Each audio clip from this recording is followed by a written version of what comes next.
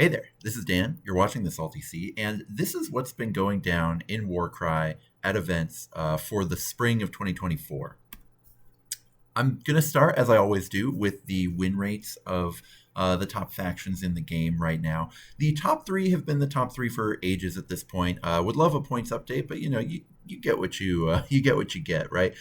Demons of Nurgle, Caradron Overlords, and Horns of Hashut have been the top three for a long time. In case this is your first show, the reason they are there is because they all combine very cheap, points efficient chaff with just like another little twist, another second powerful gimmick. So, for example, there are other factions with very cheap, very points efficient chaff, like Soulblight or OC Bone Reapers has very, very points efficient chaff.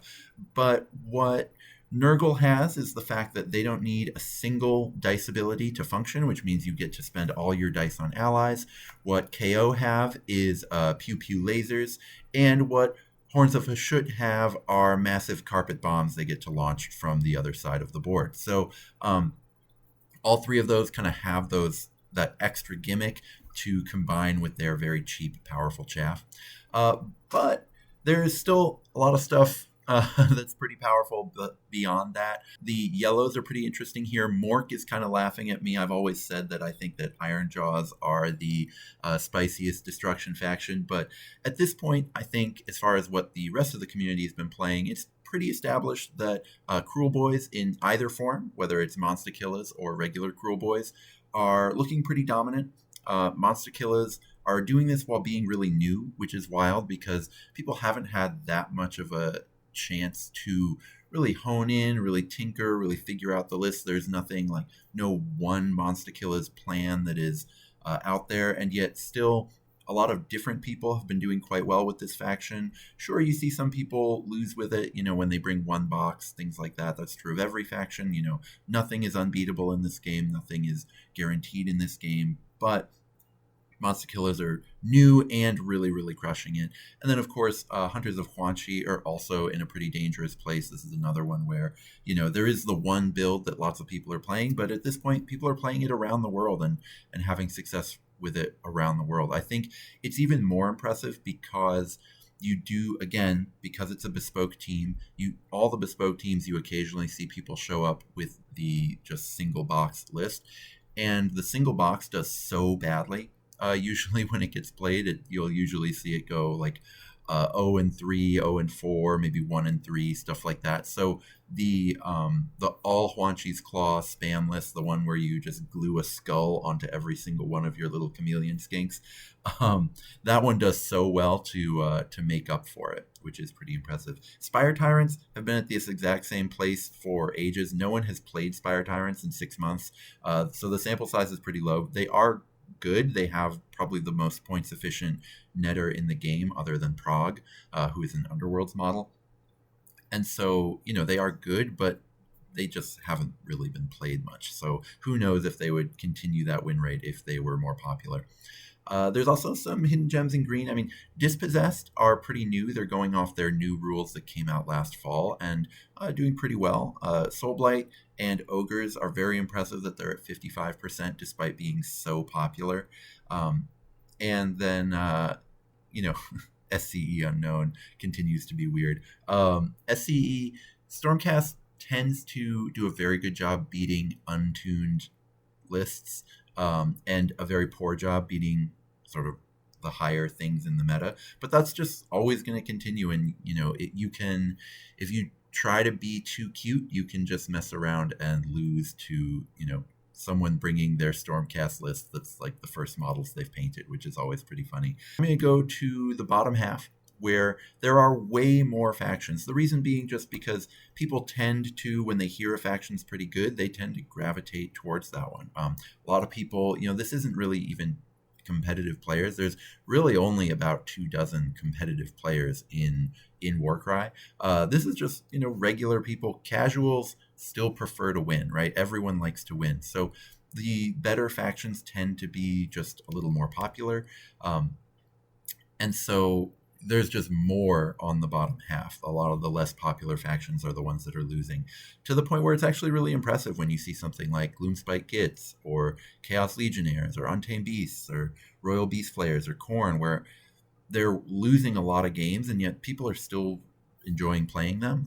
Whether that's an aesthetic thing or just a fun playstyle thing probably varies from faction to faction, but there are some really powerful teams here that have really low win rates, because in some ways, if a faction has some traps in it, that can be more influential than having some really powerful builds. For example, I think Seraphon has a lot of traps to it.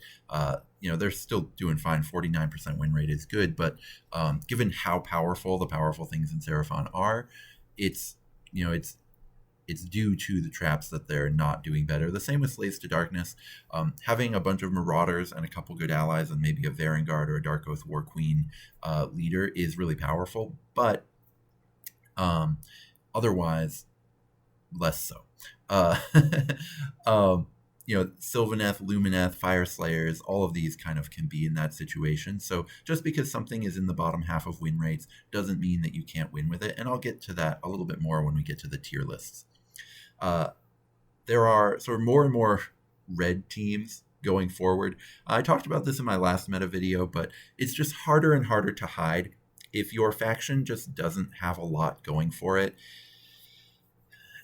I've been finding that events, just slowly over time, it's just becoming more and more common that the average player at a tournament just has a warband that does a thing, that has a plan for a few different situations. It might not be competitive, but it is sort of put together in a sensical way, right?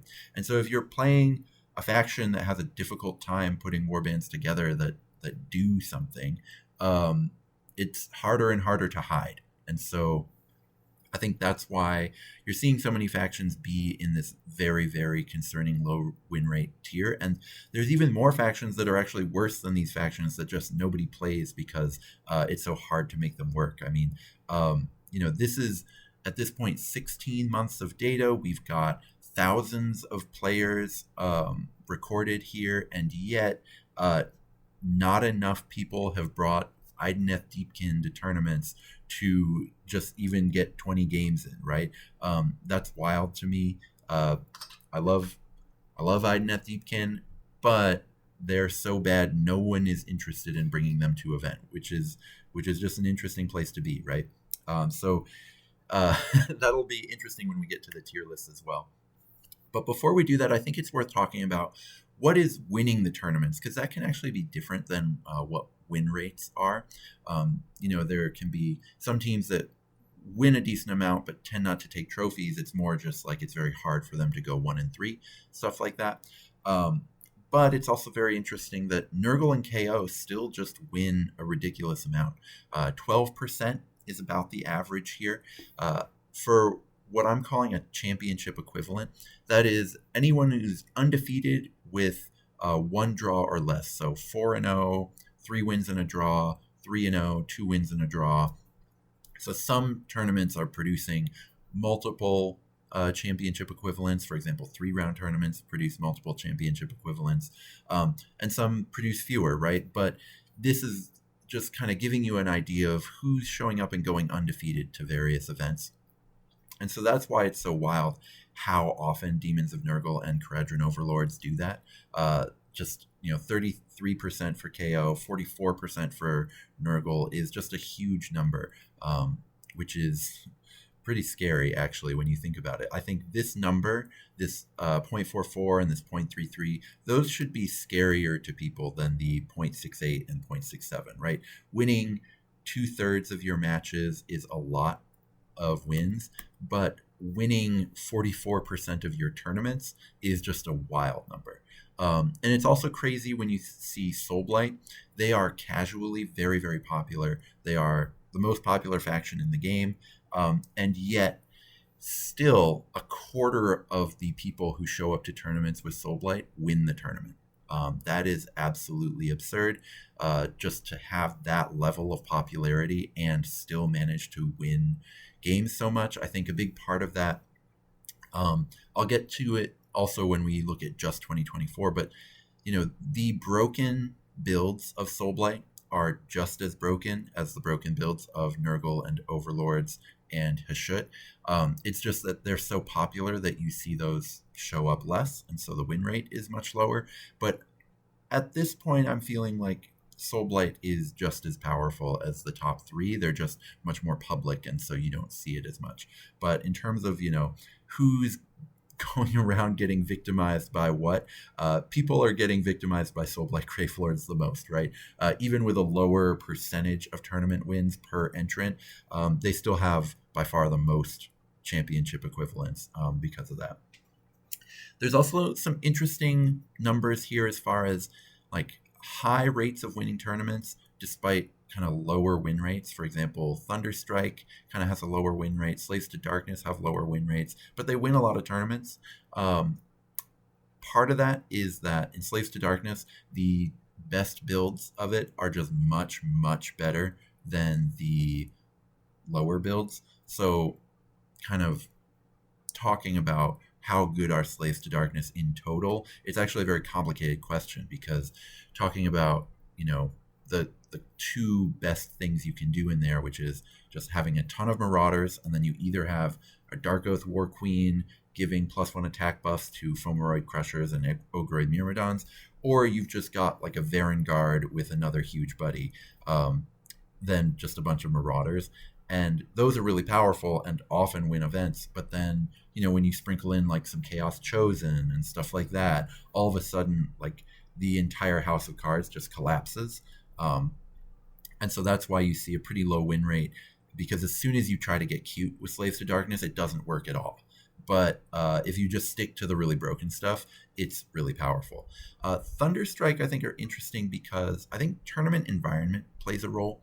I think we see different types of tournaments happen around the world, and one thing I have noticed is that when it's a fairly introductory metagame, when it's a lot of people having, they're playing maybe their first, second, or third Warcry tournament, I find that Thunderstrike tends to dominate in those situations, especially if it's kind of put together in a competent way.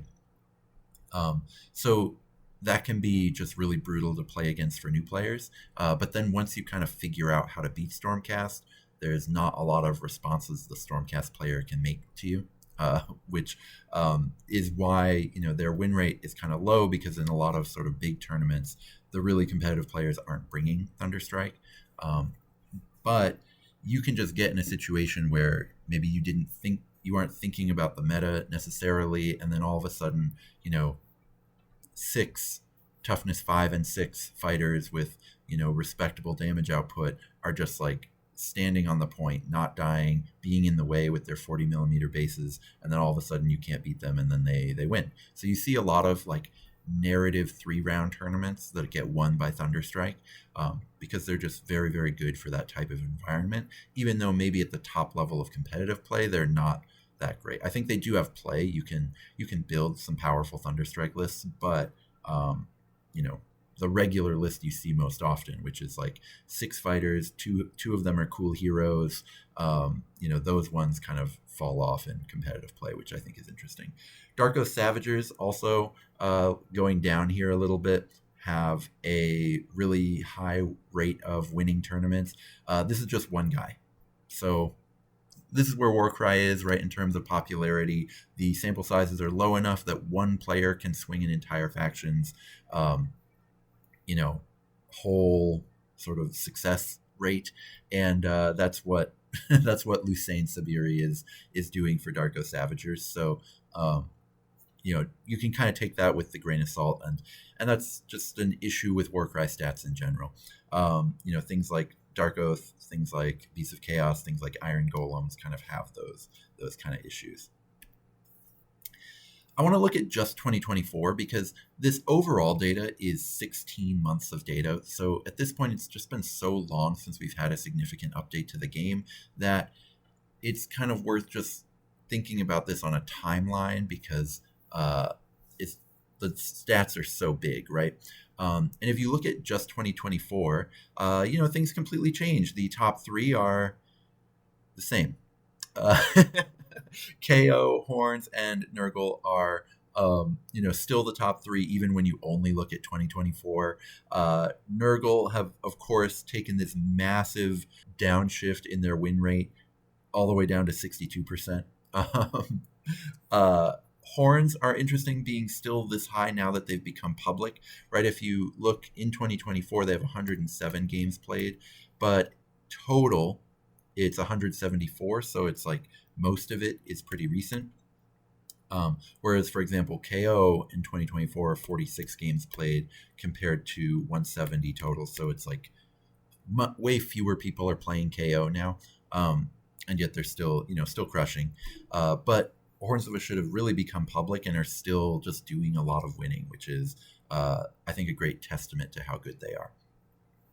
KO, of course, fewer people playing them. I think a lot of competitive players are kind of shunning them a little bit and saying, KO is very beatable. But I think there's a real question in any given tournament of like, can KO be beaten? Yes, but like, will they be beaten? What are the chances that you'll run up against someone who has specifically built their list to be able to beat KO? I think a lot of the time it's a little bit like playing against a chimera where you can have a really good plan and even then, it's about 50-50. So certainly if you go to a big tournament and you want to win the tournament, build your list specifically to beat KO because I think you'll need to. Soulblight is also really interesting here. It's sort of creeping back up into the danger zone. I think people are starting to learn the difference between competitive versions and just a pile of bones. Also, there have been some large tournaments that had packs that were pretty favorable to Soulblight. I think like Adepticon had a bunch of Soulblight players and a pack that was really perfect for them, and that it really favored resurrections. You could cheat the points and auto win if you had resurrections. There were things with lots and lots of objectives across the board. So skeletons were really good because you couldn't just get in one place, get in combat with 3 skeletons, and then the next round just kill them all with a really big guy.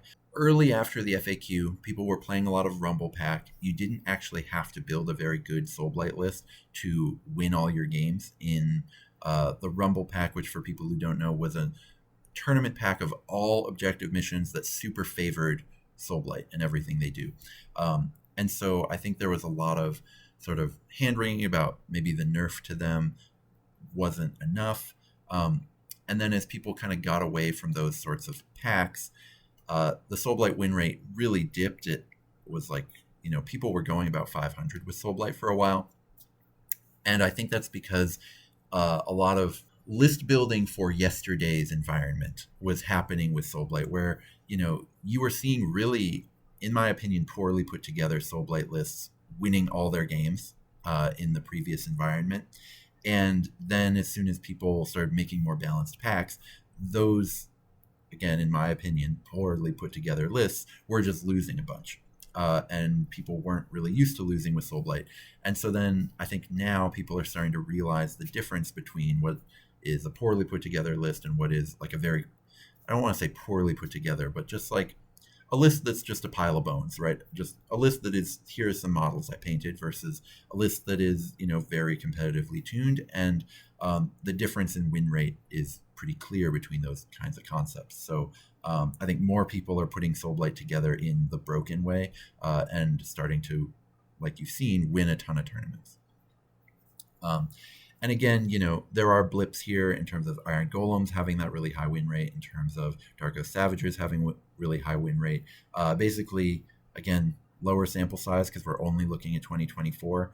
But, at that rate, one player can skew an entire faction's win rate. Joe Alexander basically ruining all the numbers for Iron Golems, stuff like that. That's fine. Just always something to take a look at when you're kind of looking at these lower sample sizes, and just take it with a grain of salt. When we're talking about the meta, I think it's also worth looking not just at win rates, but popularity. So for example, Soulblight and Slaves to Darkness in 2024 are just way more popular than everything else. And so you should plan to play against them if you're going to go to a tournament. You need to know, what am I going to do against a horde of skeletons? What am I going to do against, say, a Varangard? because even the Slaves to Darkness lists that don't win a lot, they still often will have a Varengard in there because people love Varengards. And so you should probably have a plan for both of those. Now, it's kind of tough because, for example, one of the things that beats a Varengard is just like having one really big strength 6 fighter, something like a Fomeroid Crusher or something like an Ogre Hero. But then those can be a little bit slower and can maybe open up some vulnerabilities to something like Kharadron Overlords, something like that. So it is complex. And one thing that is nice about Warcry is even though we desperately need a points update, even though I think there's some real issues with the balance in between the top level competitive and the more casual spheres, that kind of second level space is, I think, really unbalanced right now. There is really interesting rock, paper, scissors, like decisions to be made at the very top of the metagame, which is kind of cool. And part of that is the pressure that Slaves to Darkness and Soulblight will put on any given expected metagame. Horns of Should have also become really popular. I also wonder if them being squatted sort of increased their popularity, where people are wanting to get their games of Horns in before, while they still can, basically. Or it might just be because they're really good and that's why people want to play them. I don't know. Vulcan Flameseekers also, people love them because they're just awesome to play. They are everything. Anyone who likes dwarves, it's like GW never really figured out what dwarves are supposed to look like until finally Vulcan Flameseekers came along. So like aesthetically, they're scratching this itch that has just been unscratched for a really long time, and I get why they're so popular. So now let's get to the tier list. I'm putting Soulblight back in with the top 3. I know they don't have the overall win rate, but that's because they're so popular, they're so public that drags their win rate down. But at this point, I think it's time to admit that the best Soulblight Gravelord lists are closer in quality to what the top 3 are doing than they are to what everyone else is doing. I think maybe if you wanted to make like a million tier lists, you could maybe do the top 3 and then Soulblight and then everyone else. And I think maybe that would be a more accurate way to do it, but you need to get to a lot of tier lists before you'd want to break it down that way. And so there's also, I think, way fewer teams in the A tier here than what I've historically put. I think it's just time to be a little stingier about that. I've historically put a lot of teams in A tier, like say Castellites or Ironjaws that, or Skaven, that just like I think are really good, but that aren't necessarily putting up those numbers. And these 5 Monster Killers, Cruel Boys, Huanchi, Ogres, and Osiarch Bone Reapers are just like consistently showing that they do something that is broken in a way that other factions don't necessarily have. Like a lot of these B tier factions, you can put together something very, very powerful in them, right? But that's not like broken the way the stuff in A tier is. It's the A tier factions just have things that are completely out of bounds that just don't necessarily show up as much in the win rate data because of how crazy out of bounds the those 4 at the top are. But they are just like all 5 of those have something that really needs to be nerfed in them, and they're just not quite as ridiculous as everything else. B tier is where you see the factions that have really powerful stuff going on, but just like for whatever reason aren't, they're not just at that level yet. And there is a tough conversation to be had about, whether the top build versus the average build should be more influential. Like you could say that the top build in Slaves to Darkness puts them where they should deserve to be in A, but if you even just deviate from it a tiny bit, it'll kind of all come crashing down on you. Whereas, Cruel Boys, you can have some things you've just put in there for style points and you can still do really well. And like same as with Ogres, Ogres win rate, has come down a little bit as people have put together, I think, cuter Ogre lists, but they still tend, even the really cute Ogre lists still tend to do okay, right? And so it's, I think a real testament to their power level overall. Same is true of Osiarch Bone Reapers, where, they basically get to do an impression of the top four factions, even though they're just held back by their leaders being not very good. If there's ever an Underworlds team with a really good OCR Bone Reaper leader, watch out. They're gonna be they're gonna be really scary. C tier is just a huge pile of factions that are all pretty fun and pretty fun to play against each other, but are it's hard to really talk about them. And in fact, I made a too specific tier list that I think does a better job of explaining what's actually going on. Now, some people don't like having this many tiers, but I think this is a better explanation. So, for at least the near future, I think I'm going to go with this instead, even though this is a much more sort of traditional way of looking at tier lists, because some things kind of change up and down this way, but I think this describes what's going on better, where the top four are just broken and we need to do something about them. But the others, A, still busted, but to reach the same competitive heights, you need to do something maybe a little counterintuitive. Usually it involves like some Underworlds fighters or just like some real list building to get just as broken. But I actually think everything in A tier can beat everything in S tier. It's just like it takes a little bit more time and a little bit more knowledge of the game to put it all together. But I think that everything in A tier is just as good as everything in S. B plus is where you get to stuff that's very, very good, but the case for it being at that very top just isn't quite there. And so it's really hard to put it there. Or like things like, say, Thunderstrike or Warrior Chamber, where you can make a really incredible list with them, but you can also make some really bad ones. And then even with the incredible stuff, there's just going to be some real matchup issues for you that are out there. And then this sort of B minus tier is factions that seem like they should be really dangerous and really good, but people just keep losing with them. You just keep seeing people lose with these factions. And so you can't really put them in those higher groups. I think like Sylvaneth, for example, has some abilities that seem completely broken. But then when you get in there, it's like everything is correctly costed. There's nothing that you can really abuse. I was playing against someone at Adepticon who reminded me that I said that about Sylvaneth like a year ago. That just everything is costed how it should be. That's true for a lot of these, or like Castellites seem like they should be completely broken. I had them in A tier before. They are really, really powerful, but people keep losing with them. And I think that there's sort of a few different reasons for that are kind of hard to totally get into, but it's like the synergies are very powerful, but they are very like rigid in terms of what they do. And so, you can get into bad situations with them. You can have bad matchups with them, stuff like that where it just like, it all comes together, but when it comes together, it's not really broken, right? Stuff like that. And so all of these, I think if you are really hungry to like put your stamp on the game, I do think everything in B minus tier is ripe for brewing. Some of them are, you'll sort of do all the exploring you can do and just find that there are some limitations you can't really get over. Jade Obelisk are just always going to be kind of slow.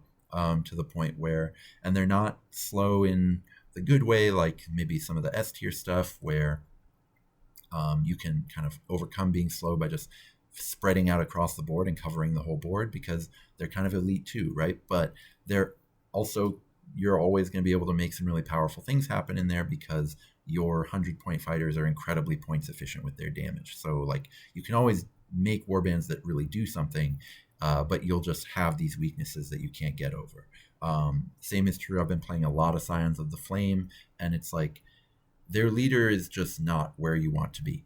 And their specialists have interesting abilities that are not broken enough to counteract how points inefficient they are. And so you also just have the issue where, the chaff model is good, but it's good but tame. So you can make really powerful things. I will make a video of Scions of the Flame where I show some of the really powerful stuff you can do there. But at the end of the day, it's not powerful in the same way that, the very top stuff is powerful.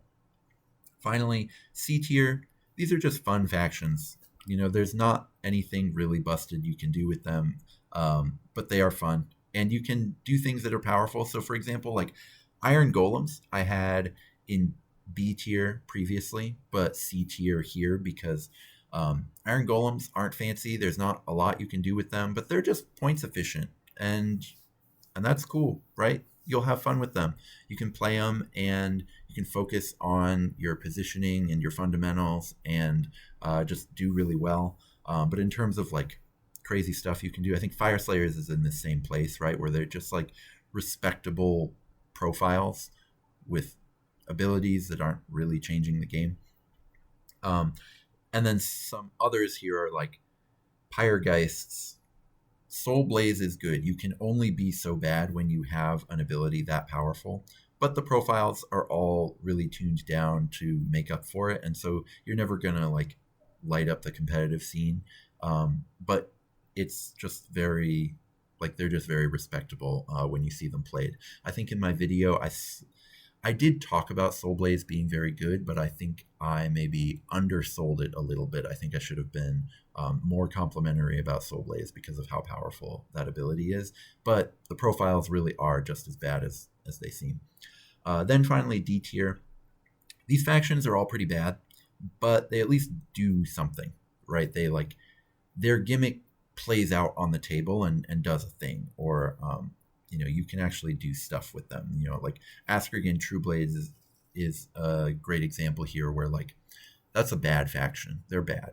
But Onslaught on their leader or Onslaught on that guy with the charnel mace, it's going to do some real damage. And so, you can feel like you're playing Warcry with them. Even though you're not going to win much, you are at least doing something and you will feel like you're playing the game. And that's a good place to be in. Whereas, a lot of these F tier factions, you're just not going to feel like you're playing the game. And that's too bad. I mean, some of them are really popular. Like Chaos Legion is really popular, but they're just so middle of the road and they're not mid-range and boring and middle of the road, but points efficient the way like Jade Obelisk are. They're everything that's bad about being very middle. And so that's a tough place to be. Or Matt is a local player who's amazing. Matt was playing Claws of Karanak in our local narrative event recently, and we had a fun discussion about are they the absolute worst faction in the game, where they just man, they all are so expensive, their abilities do nothing at all. What are they out there doing? Their leader at least is good, but other than the leader, it's what are they doing? And that's just a tough place to be. So everything in this F tier is man, I would not be able to recommend someone play them. It's a rough spot. So now that we've looked at the tiers, I think it's worth just bringing up something that I get a lot, which is people arguing with them. Everyone's entitled to their own opinion, right? But one argument that I do get a lot that I want to just squash right here is X faction or so-and-so just took X faction to a great result 2 weeks ago. You're clearly wrong about them. I got this a lot after Warhammer World, where very good player, shouts to Charlie, did very well with the Unmade, going 4-1. But if you look at the Unmade, is this repeatable? And the answer is no, right? When you look at the 8 people who have brought the Unmade to tournaments, half of them didn't win a single game. 2 of them did quite well, right? And then 2 of them won exactly 1 game. So yes, they have a gimmick that they do. They have all nets. You could theoretically, especially in England where, there's so many FOMO crushers everywhere. FOMO crushers are super vulnerable to nets. If you get the right matchups, you can do pretty well. But for the most part, in most metagames, you're just not going to win with the Unmade. So I'm not taking them out of the low tiers just because one really good player got some good matchups, did really well at a tournament. I'll congratulate that person, but that's it. The same is true of like Quester Soulsworn is one where I've like gotten weirdly some heat. I love War Games on Toast. Everyone go watch his channel and all his videos. But he did like subtweet me in a video where he was like, some content creators were wrong about Quester Soulsworn. Love you, man. I wasn't wrong. When you look at their actual performances, you see like people lose a lot with Quester Soulsworn. So just because they've got some good tricks and some good things that you can do, I'm not going to necessarily bring them up because it's just not repeatable, right? The average person is not going to win a lot. Just because, for example, Joe Alexander can win with Iron Golems doesn't necessarily mean that you will be able to win with Iron Golems or that I will be able to win with Iron Golems. So just something to think about with these tiers.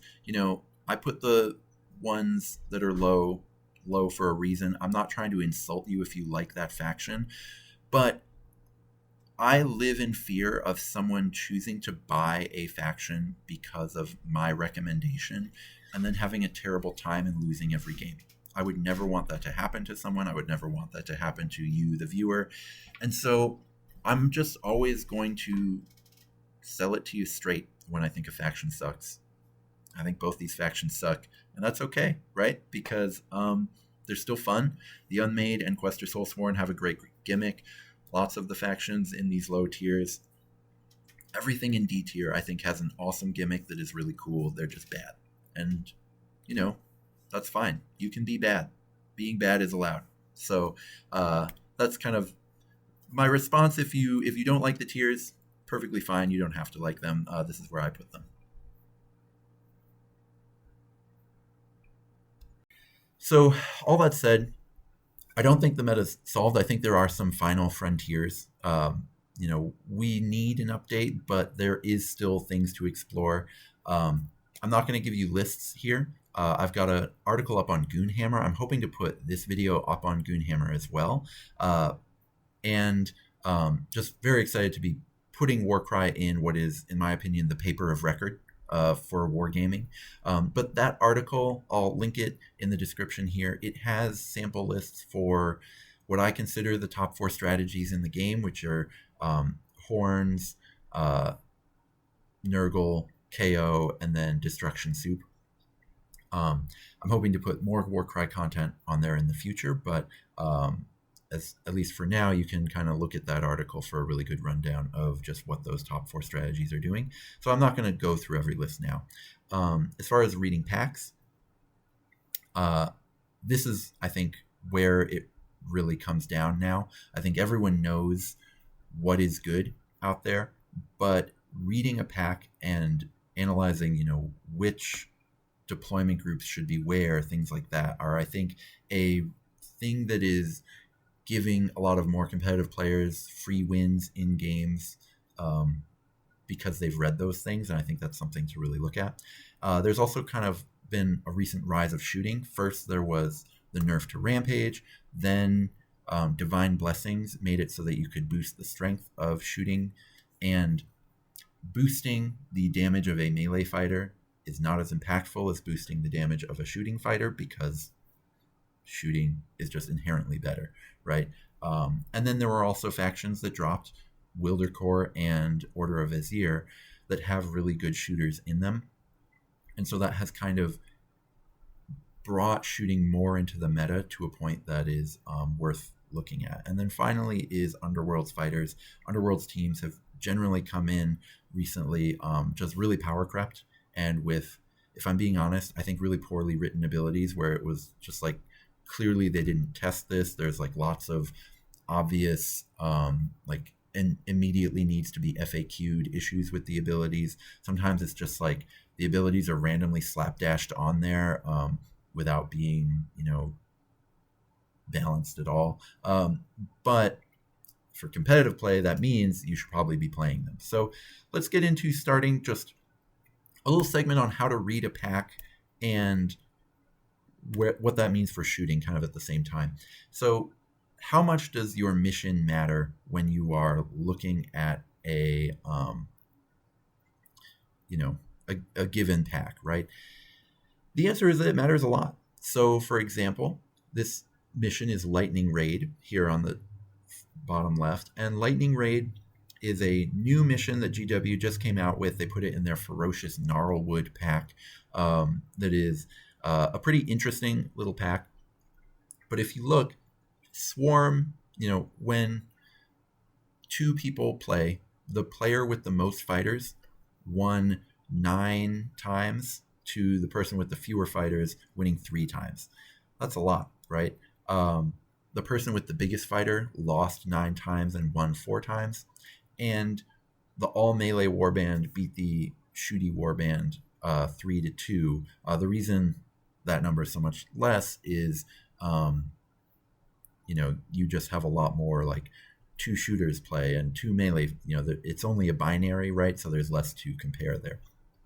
But I think that's really interesting for a few reasons. One is, even in a mission that has so many twists and turns written to it to try to balance it, there's still always going to be a bit of a skew in terms of like, do you want numbers or not? And also the sort of quote unquote rise of shooting. I do wonder if the TTS meta, this was stats taken from a TTS tournament, if the TTS meta is just a little bit more aware of how to fight shooting. I'm wondering if maybe shooting is good specifically because most players don't really know how to play against it. And I think the example there is it was extremely dominant at Warhammer World and at Adepticon. So, for example, Treasure Hunters and No Quarter were the first 2 missions at Warhammer World, and whenever a faction that had some shooting in it played against a faction that was all melee, it was pretty advantaged for the shooting factions, right? Melee lost 3-6 in Treasure Hunters, lost 2-6 in No Quarter, and those were, a very big public tournament.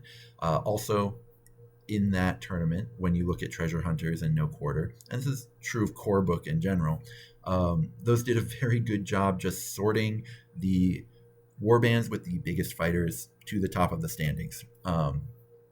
In Treasure Hunters, the most expensive fighter in the matchup won 14 times and lost 4. The 2 Ls, 2 of those Ls, the fighter losing was only smaller by 5 points. And in actuality, the bigger fighter won. So, for example, Mir Kanan is one of those 4 losses, but was against a mega boss. Mega bosses are bigger than Mir Kanan, right? Mir Kanan is just a little overcosted. Same is true of like one of them was a Fomo Crusher beating a Myrmidon. Myrmidons technically are more expensive, but Fomo Crushers are bigger. Also, in No Quarter, the biggest fighter won 11 wins to 4 losses. So that was like the theme of Warhammer World, and you can kind of look at the final standings where it's like all Fomo Crushers at the very top, and it's because those first 2 missions just sorted all of the biggest fighters straight to the top of the standings. It was also very interesting where you really didn't want bodies in these missions. So, for example, Treasure Hunters, it's really just you want your 3rd biggest fighter to survive is essentially what Treasure Hunters is. And if you're all Swarm, it's very hard to protect your 3rd biggest fighter. Whereas, in Lightning Raid, you want as many bodies as possible. Whereas in Treasure Hunters, you want 1 really big one and then 2 that you can protect. In No Quarter, it was a little bit more, 5 to 8 is essentially comes out in the wash. I would say you can't say that Elite is really any better than Swarm there, but it's clear that it's like pretty even because numbers are good. You want them in No Quarter because that's how you cover the quarters, but you have to last 4 rounds, and so that's why maybe being a little bit more elite can be a bit of an advantage there. Going into some more, for example, Brutal Conquest is one of the missions that came out last summer, and it's generally reviled. And so this is a good example of why sometimes appearing balanced is not actual balance, where Swarm 7, Elite 10, seemingly balanced. Biggest fighter was 10 wins, 10 losses, so again, seemingly balanced. Shooting beat melee, but not by that much, right?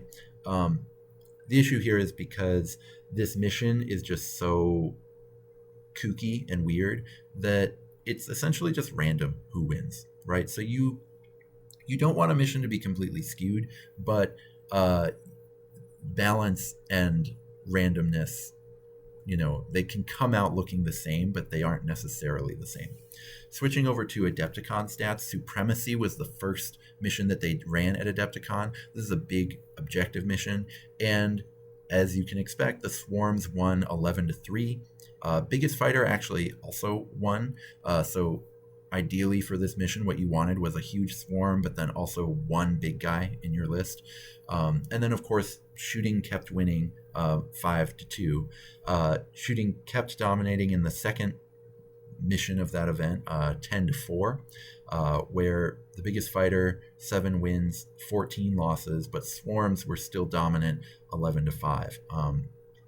I think it was very hard in Bloodshed for a big fighter to protect very much of the board. You couldn't just point to an objective and say I win it because my big base is going to body you out of it, and then my ability to kill everything is going to just take this one objective.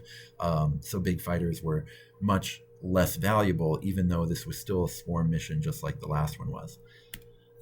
Then for the third one in Adepticon, it has writing in it that says that big fighters are kind of a liability, but otherwise just having elite stuff was very useful to have.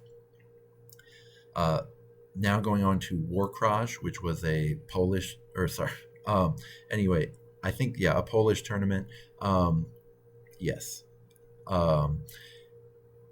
Proving Grounds was essentially neutral between Swarm and Elite, but you really wanted to have the biggest fighter on the board, right? 11 wounds, 3 losses, or 11 wins, 3 losses. It didn't matter how many fighters you had as long as you had a big one, basically, because the mission literally just says count the highest. And so that's why Shooting lost in that mission, because, Shooting is more powerful than Melee, but if the literal victory condition is just count to the highest number, well, Melee does count to the highest number. And then in Pillager's Loot, Swarm actually slightly outperformed Elite, but you still wanted to have the biggest fighter, and that's because Loot and Pillager's Loot is essentially there's 3 objectives where you loot them to get a treasure, and that takes action to do that, right? So you don't want to give up actions of your best fighters, so that's why I think Swarm was actually nice to have. But you really wanted to have the biggest fighter because you wanted to then win, and it was impossible to run away because you have to run up and then loot it, so you can't really run away. And so then you wanted to just be able to dominate the fight at the objective. And so that's where having the biggest fighter on the board let you just pick the one you really needed to win and just win that fight. And I think that's also why Melee was advantaged here, was because it became these little kind of center punch-ups in just these small places, and you had to go put presence there, otherwise your opponent would be able to run away. And so that's where you don't really want to be shooting, because you have to put your bodies on the board. So all of this should show that, there isn't one approach that wins every single mission, right? But different missions, you need to read them and understand which approach is going to be advantaged there, and then read the pack and just synthesize what is going to be good on these different missions. I think that's what makes the top factions good, is that they have the tools to be able to maximize for multiple missions at once, but being able to do that yourself and think about it is going to give you an advantage where you can necessarily put up big upsets if you kind of make that planning happen. Kind of looking at all of those, also, we're able to, I think, make better conclusions about whether we are kind of in a shooting meta. And I would say yes, we are, in terms of Adepticon and Warhammer World were those were very big tournaments, and they were completely dominated by shooting. You don't necessarily see it when you look at the top 3 factions or whatever that win a tournament, but when you look at who won each individual game, you can really see what happened when you look at each mission.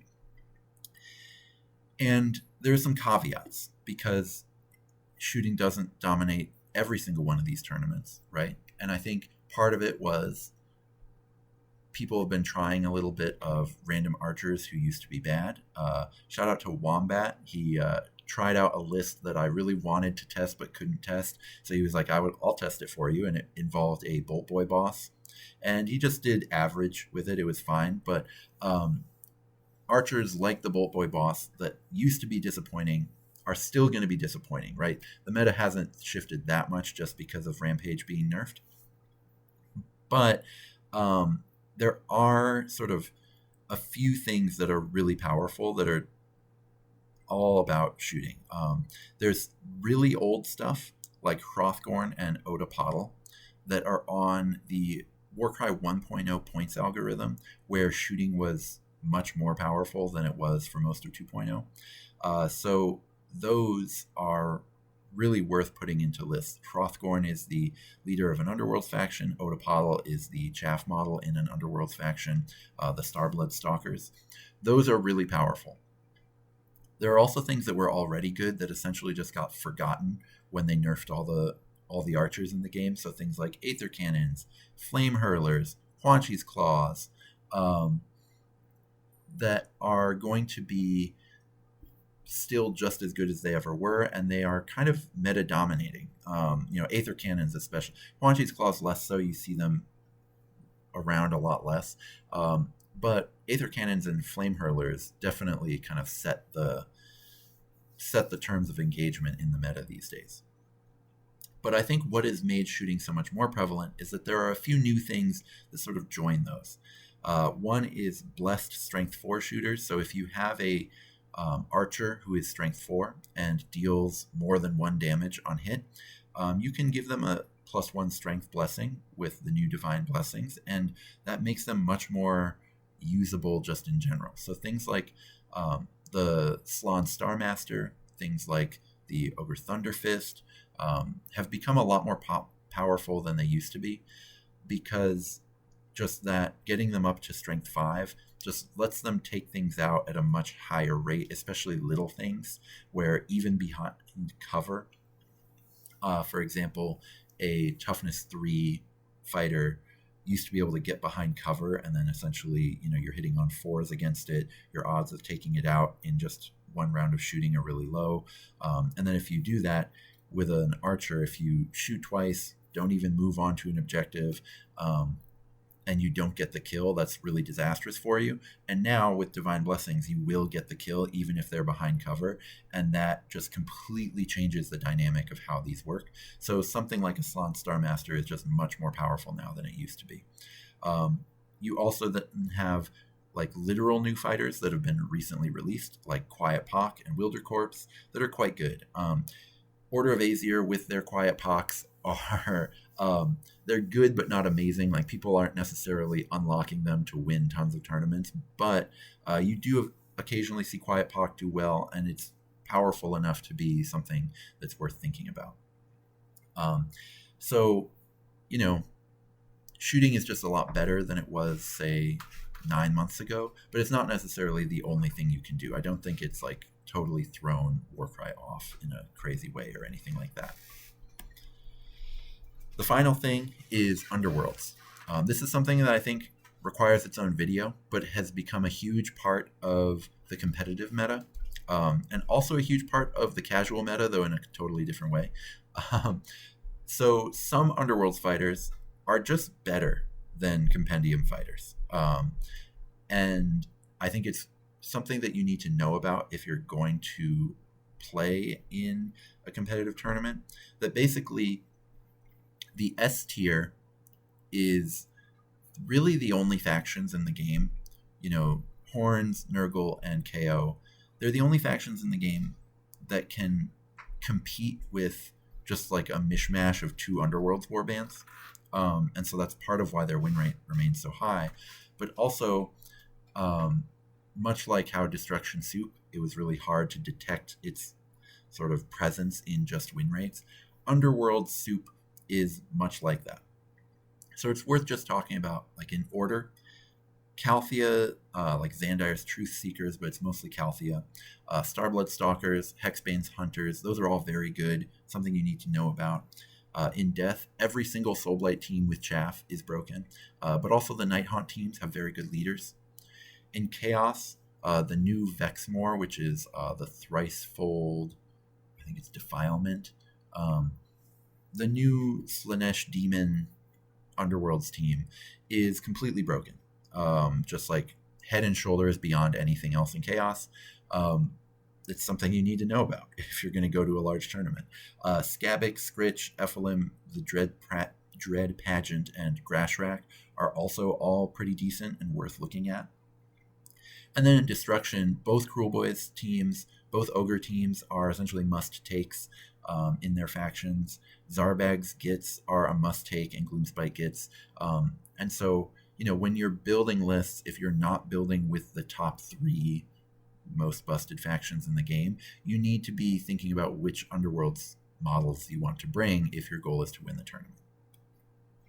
So that's a whole bunch of information I threw at you all at once there. Hopefully it's not too much, but I really do enjoy doing these meta videos and kind of deep diving into everything there is for you to consider. So I will be back. I'm not going to explain this slide at all. I am going to be back with more of these types of videos in the future, and also maybe some more specific stuff. I'll return to casual play as well. But until then, may all your rolls be crits.